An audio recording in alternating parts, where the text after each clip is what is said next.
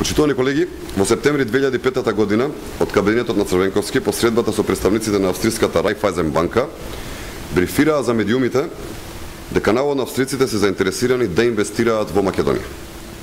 Во 2006 година владата на СДСМ изјави дека многу банки се заинтересирани за влез во Македонија и дека се разговара за влез на австриската Райфайзен банка.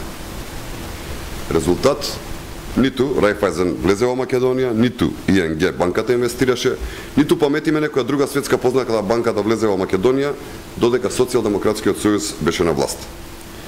Владата на СДСМ тогаш ја пропушти шансата и избрка уште една странска инвестиција.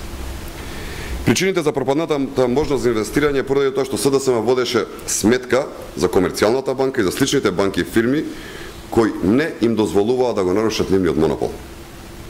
СДСМ со бркање на странски инвестиции и упропастувањето на можноста за нови вработувања ги штитеа своите финансиери и своите олигарси. Кога сите држави одеа напред, Македонија со СДСМ назадуваше. Затоа СДСМ не сака да даде отчет каде отидоа парите во нивното време и за што се трошеа. Затоа тие бегаат од одговор на прашањето каде завршија над 5 милиарди евра од имотот кој што беше разграбан во времето на владењето на Бранко Црвенковски и приватизацијата која што тој ја спроведе. СДСМ свесно ги бркаше странските инвеститори и буквално ниту една шајка не закова во оваа држава, а камоли да изгради нешто добро за Република Македонија.